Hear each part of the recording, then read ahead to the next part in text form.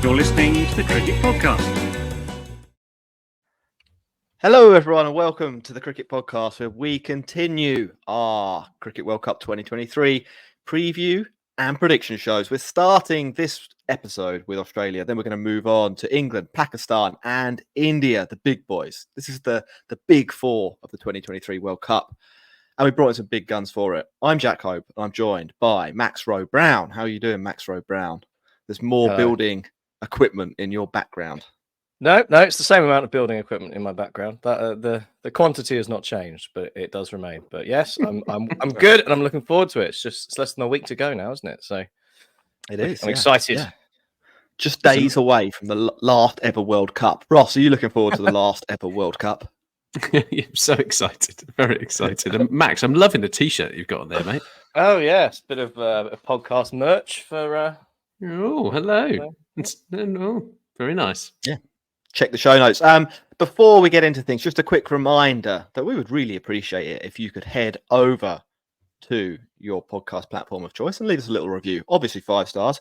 Or if you're watching on YouTube, hit like, hit subscribe, leave us a comment. Tell us who you think is going to win the World Cup. Will it be one of the big four? Will it be Australia? That's who we're starting with. Or will it be the Netherlands? Could be. We've not had an email in a while. We should the cricketpod@gmail.com. Email us your World Cup predictions and if you love the show. We get quite a lot of spam emails. You know, we had one the other day from a fake courier trying to charge us £500 or something. But I just invested. Okay. I just invested 20 grand in a Ponzi scheme. Jack seems to be renewing our Norton subscription on a weekly basis, which is questionable. Right, boys, we're going to start with Australia here. If you are just tuning into one, maybe you just didn't care about any other teams, you only want to know a bit about the big four. We're going to run through the coach, the captain, the probable 11 or potential 11, the strengths, the weaknesses, the spirit animal, what our predictions are, and I think something else as well. You'll see as we go. I am the ringleader for Australia. And should we start? Are we ready? Are you ready for some Australian action, boys? I'm so ready. Okay, right. Well, Australia, they are captained by Pat the Cumdog Cummins and coached by Andrew McDonald. And even straight away here, there's some debate around this. Our occasional friend, banter colleague. Is banter colleague a word? Probably not. Andrew Menners-Mensel at Cricket Unfiltered is raging that the Cumdog is still in post. But I don't think there's really a problem with that. And I quite like him. You know, it's nice to have a woke captain at the Cricket World Cup. So that's who they're rolling with. We know that cricket games are won on your handsomeness, and I think they've got a good starting point with the Australians there. Oh, absolutely, yeah, absolutely. Kit review. It's a classic, isn't it? The Australian kit, like the canary yellow with the green. It does work, and it's very recognisable. It's a very good brand they've got. This for me isn't one of the classic Australian shirts. I prefer it, and I don't know about you two, when they go hardcore into the canary yellow, like really bright. I'm thinking like 2003 style, like they're working on a railway. That kind of fluorescent yellow. Yeah. They're a little bit more washed out, a little bit more understated for this World Cup. The problem they've got as well, if they go heavy green, is that there's quite a lot of dark green knocking around in the World Cup. So you need a point of difference. So the canary yellow has to be it. Yeah, but it's not. I want the canary yellow to pop more. I suppose if you're not really, really good, you look a bit stupid. I mean, you'd look a bit stupid losing the World Cup in like a bright yellow shirt, wouldn't you? Well, like when you turn up on a Sunday and the guy's wearing luminous trainers. Yeah, it's a little bit like that. So it worked. I can see why it worked really well in 2003 when nobody could beat them. But now I can see why they maybe want to tone it down and go a little bit more washed out. For me, though, personally, I prefer going full bore with your kit. That's all I'm saying. I like shiny things. I like shiny things. We've done with the overlay. Yes. You don't get enough kind of chrome coloured kits, do you? You just don't get it. Like the old reflective tin foil. Yeah, metallic looks. There's nobody with sequins. Nobody with sequins at this whole World Cup. I mean, like it's a disgrace. Not enough satin, and that's what I say. You know, on like a cowboy jacket, those frills. Rhinestones. Well, you got the rhinestones and you got the little frilly bits. Yeah. Why don't they have a few of them on one of the shirts? Like one of the teams just along to the right. I've got it. I've got it. You wouldn't want it just in case it was getting in the way on the game day. But you know how like footballers go out with the jacket before for the team photo. Maybe they should all have quite jazzy jackets when they go out with kind of rhinestones on, the little flares on. I like that. I'd buy that. I would buy one of those. I think there's a practical issue though, in that the tassels may end up getting stuck in the spider cam, and then you could just get carried off. Yeah, that is. Or that could be the way the substitutions come in. Big Bash is an innovating team. Literally tassels in on the zip line. All right, key message from the kit: not quite yellow enough. But it is yellow. So, if you see the yellow team, you're watching Australia. Road to the World Cup. Well, they finished 6th in the ODI Super League, I think, depending on where you place Afghanistan, because that's a little bit debatable. They got 3 wins as well against South Africa. That's a terrible performance. Yeah. And their recent form has been a little bit patchy too. So over the last few months, they won a series in India, which was very impressive. Then they lost the series in India, which was less impressive, and they also lost 3-2 in South Africa. So it's a bit of a mixed bag. They'd probably argue not played the starting 11. The teams that beat them would probably argue that they were better than them. So it depends where you kind of land on that continuum. Should we do a potential 11? Mm-hmm. We'll do a potential 11, and then there's a little bit of sort of injury news and stuff like that wrapped in with this. So I think they'll probably begin the tournament something like this, with a top 4 of Mitch Marsh, Davey Warner, Stevie Smith, and Marnus Labuschagne. Then 5 to 7, and I don't think it'll necessarily be in this order. I think they'll be quite flexible here. Cameron Green, Alex Carey, and Glenn Maxwell. And then an 8 to 11 of Mitchell Starc, Pat Cummins, Josh Hazelwood, not the other Hazelwood, and Adam Zampa. They are carrying Travis Head as an injured player in their World Cup squad at the moment, and I think that 11 changes when he is available. I think he probably comes in for Marnus, and Marsh drops down to 3, and Smith drops down to 4, or something along that. Maybe Marsh drops down into 4, and Smith stays at 3. And I think that would be a better team. But the 11 that I outlined there is probably where they start the tournament. First questions first. And I think we talked about Labuschagne a little bit in the build up to the tournament. Is that the best 11 you think they could have picked? And then we'll go on to some strengths, some weaknesses, or have they nosed this up a little bit? Who would like to pile in on Australia? I think bringing in Marnus. Anyway, Marnus came in. Did he come in as an injury replacement or as another concussion substitute into one of these games? Yeah, he did. Yeah, Cameron Green got hit on the head, and so he came in to play, and then he got 100, I think, in the game after that. So carry on. That's how Labuschagne operates. He only ever comes in as a concussion replacement, and is then brilliant. It's perfect. Yeah. It fits the bill. Yeah, he hit 421 runs in 8 matches at an average of 60. I mean, if you come in as a replacement just before the World Cup, I mean, he's done his bit. Like fair play to the lad. Like, yeah. Well, okay. So you're in the Marnus buying squad. Like, you don't think? I think before, but before I would have gone probably someone a little bit more aggressive. They've already got kind of slow Steve Smith, right? They've already got someone who can kind of do that. They can do. I would have gone a little bit more aggressive. Alex Carey, let's be fair, he's rubbish. Like they need someone. Like they're carrying him. Okay. They're absolutely they're carrying Alex Carey. Is this your forgettable cricketer moment? Yeah, I just don't rate Alex Carey. I don't rate. He's not a good bloke. He's not a good cricketer. I'm sorry. It's just not one of those things. He's a good wicket keeper. Fair play. Not a good I've heard, I mean, like, just to defend Alex Carey here, I've heard from people that actually know Alex Carey and aren't just he's a really nice guy from the internet. Apparently he's the nicest guy in cricket. Yeah. Yeah. But whatever. Hey, he's no Chris Wokes, to tell you that for free. Who I've also not met. You can't compare yourself to that kind of level. There's no comparison to Chris Wokes. That's not fair, is it? You're right. I think I would have liked to see a more aggressive player. All right. Look, they've gone with Labuschagne, and they're going to start with Labuschagne. What are the strengths of this outfit? Well, I mean, like, let's cut to the chase. This is a squad that is absolutely jam packed with experience at the highest level of the game. Superstars, not just experience, like players that have dominated as well. Players with a really, really excellent track record. Not necessarily recently, but over their careers, you would say Mitchell Starc, like fantastic, and Dave Warner, an unbelievable cricketer. Steve Smith, I mean, it's runs for fun, isn't it? Glenn Maxwell. So there's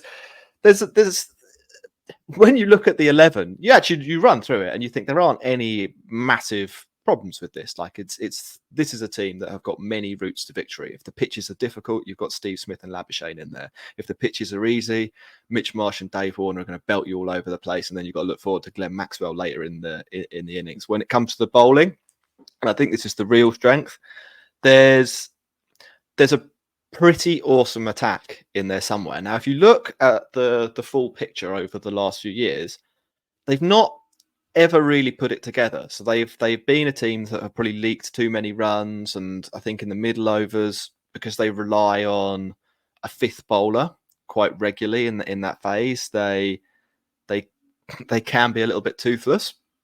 But they're probably going to line up with an attack of Mitchell Starc, Cummins, Hazelwood, Zampa, with Maxwell and Cameron Green as the fifth Mitch bowler.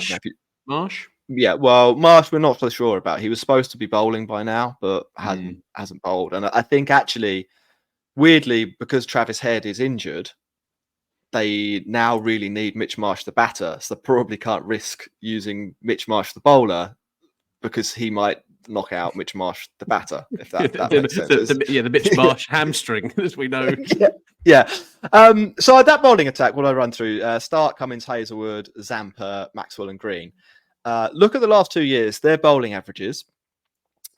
Mitchell Starc 20, Adam Zampa 22, Pat Cummins 22, Hazelwood 31, Glenn Maxwell 28, Cameron Green 38. That's a nice bowling attack. Now, I like I said, if you look over the last few years, as a piece, they've not put it together. They've been a team that haven't bowled that well. But you list that and you think if they can play as a unit in the 5 biggest matches, and they can rotate Sean Abbott in and out where they need to give somebody a rest, that should be a team that are pretty handy. Is that the correct assessment? Like that's my strength. I'm saying this is a bowling team with some good batting. Some very good batting. I mean, like, they're all round a good team, but that they could put out the best bowling attack in the tournament in theory. What do you reckon? I'm not 100% sure. I think they probably. I mean, they've got the top tier of seamers when you look at Cummins, Starc, and Hazelwood. If those 3 are all performing, it's as good as it gets in this World Cup. That I'd agree with. I think Cameron Green could go one of 2 ways, really, can't it? In the middle overs, I think possibly is where there's a slight issue for them. The difficult thing with Australia is trying to work out what's going to happen based on their recent ODI form, because it hasn't been their ODI team that they're going to put out the World Cup. There hasn't been Cummins, there hasn't been Starc. We haven't seen what they're going to put out, so we don't necessarily know exactly how it is all going to knit together. So it might all work nicely. I think Glenn Maxwell is a decent option as a fifth bowler, but I do think they're possibly lacking a little bit in terms of someone to bowl alongside Adam Zampa, and I think their batting's really, really quite good. If you go through that lineup and you think there's runs everywhere and runs that can be scored in different ways. They've got one of the best power play batting, pairs going. Even without Travis Head, I think Mitch Marsh can do a fantastic job, especially against the Pacers. Like you said, sort of maybe on a slightly flatter deck. I think they can get off to a start that will, probably put them ahead in games against anyone. Steve Smith in the middle order is Steve Smith, and then if Maxwell at the end to go ballistic. Maybe they're missing one other player who can finish like Stoyne, at that kind world's of best finisher, mate. someone like the Stoyne, exactly. But at that point, you might be asking a little bit too much. So I think their batting is pretty formidable. I think overall, if it knits together, it could be a really, really strong side, but I just wonder whether on maybe slightly tougher pitches, like you said, is where they'll fall down, A, because of the batting, and B, because maybe they don't have that extra spinner or extra bowler to back up Zampa that will take wickets, I suppose. Well, let's talk about that then, because that's probably going to be the big weakness that they have. They decided at the last minute to drop Ashton Agar, and I think he ends up sort of being a bit of a victim of the fact that they. I guess that was my fault, wasn't it? in the Q&A, maybe that they decide that they're going to go carry Travis Head, who's injured. That means that there's now only 3 spots for backups. Abbott has to be one of them. Inglis has to be one of them, and they can take one more player, and they go with Stoinis because probably he's a better replacement for somebody like Maxwell, who's got an injury record, and Mitch Marsh, who's also got an injury record. So Josh they've gone with that. He's got an injury record. Pat Cummins has got an injury. Oh, that's Sean Abbott, but yeah. So yeah, they've only got one frontline spinner in the squad, and that frontline spinner 2 games ago went for 113 runs. 10 overs. So it's not. Look, he's had a really good few years. I think Adam Zampa has been one of the best bowlers in international cricket in ODIs for the last 3 years. But I think there probably are some question marks about how he'll go against the very best in the world when he's asked to at the World Cup. Then couple that with the fact that they're 2 other spin options. Travis Head isn't available for 5 of the matches or 4 of the matches, and Maxwell, whose form has been really rocky, and they probably don't want to risk too much from a batting perspective, means that there is definitely the potential that this team ends up with the wrong bowling attack for some of the wickets they've got to play on. I think they've got to play at Lucknow twice, for example. That's not. Who knows what's going to happen on those grounds? Well, yeah, like ideally you want probably 3 spinners or 3 guys that could bowl spin in that situation. And then we'll talk spinners in a second, but I think the other thing that's worth probably highlighting here is that Inglis, Abbott and Stoinis are the depth options in this team. And I think they are not great in comparison to there is a substantial drop off. I think all of them, and that at least one of them has injury issues as well. Stoinis hasn't been able to bowl in consecutive ODIs for 4 years because of injury problems. They have to manage him because he's so strong for his own good. Around. Yeah, exactly. Like Reece James. So I think there's a few things there before we even get to the question of form. Ross, are they going to regret only having 1 spinner? I'm not sure, because Ashton Agar's not actually that good. So I'm not too fussed really that they've kind of missed out on Agar. I think in terms of Glenn Maxwell, I think he will bowl an awful lot. I think he's proven himself as a very handy kind of part-time option. I think you kind of talk about his rocky form. I think even when he's kind of had his ups and downs, and we look at kind of the IPL as a good example, right? He's still offered something where he's not been offering with the other things. So if he's contribute with the bat, maybe not doing the ball, etc. I don't an option and having an off spinner and a leg spinner is what you want. You're potentially going to play what, 12 games? Is that how this one's 11, working out? 11 games. Yeah. So yeah, I think they've got a pretty decent balance. My worry would just be what they've picked pretty much their test team here. Literally, there's what, 9 of these people you'd expect to see in their test 11. So my bit here would be around, can they adapt to playing in India conditions and play the aggressive cricket that's going to be required, and then adapt accordingly. And I think people like Josh Hazlewood, there's a lot on him, and he's been out for quite a significant chunk of the last 12 months and struggling with injuries, and there's a lot riding on that. And Max, as you say, can Sean Abbott come into that side and offer that relief and offer that other 10 overs that he needs to bowl? And I think that depth question is a difficult one. Yeah. So final things just to flag. I mean, I do think it's a really good team. There are some questions about form with the ball, and we'll see that. And there are some questions about middle overs and having to use probably Maxwell and Green a lot in that phase. But they're not the only team in this tournament that have that issue. There aren't that many teams that have got 5 frontline bowlers, and it's just like nothing but glory the whole way through. So yeah, pretty good. If I was going to make a prediction, I think minimum this team should be making the semi-finals. I think they have a couple of flaws, but I think the overall quality from 1 to 11 is top.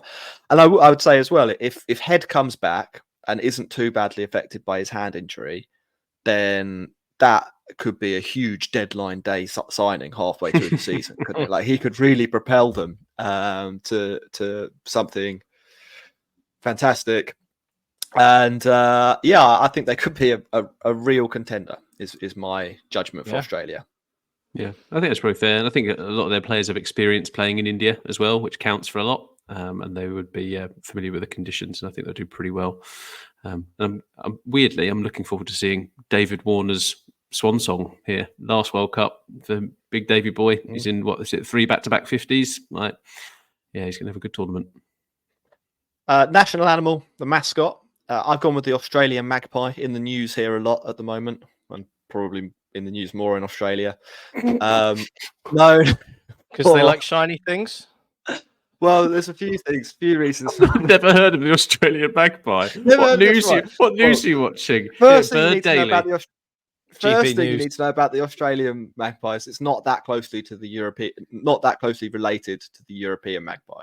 Like, it's actually it's not black and white, even though it is black and white. Oh, it looks like. Is it a bird? Is it a corvid? Yeah, it's a bird as well. So it looks pretty closely related. Well, no, it's just a black and white bird. Like, it's a different. Can you tell me what an English magpie is? Well, this isn't how things work, Ross. You don't go out into the wild and say, "Well, is it the same?" Ross is just showing off his ornithology degree here. I'm a twitcher, mate. That's what I am. I'm a twitcher. That isn't. I mean, you can look similar but be unrelated. Anyway, so it's the Australian magpie. Now, for most of the year, the Australian magpie is pretty harmless, just sort of does its own thing. Then it gets the spring World Cup season, overlaps exactly this year, and it gets really aggressive, starts attacking people in the street and stuff like that. Right. So I am thinking that even though Australia have been flying under the radar a little bit, now's the time to get the talons out, and I think we'll see them cause some damage at the World Cup. Obviously, as well, I'm projecting this from the European magpie. I don't know if this is what the Australian magpie does as well, but the European magpie likes shiny things. Australia, they like shiny things.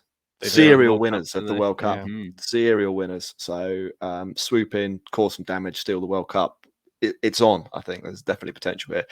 That's Australia. We're going to wrap up part 1. As I said at the beginning of this section, do hit like, subscribe, leave a review. It's important to us that you do all of those things. Keeps us, at the top of all of the ego boosting tables. Yes, we will beat the algorithm. Thanks for watching. We'll be back in part 2 with Pakistan.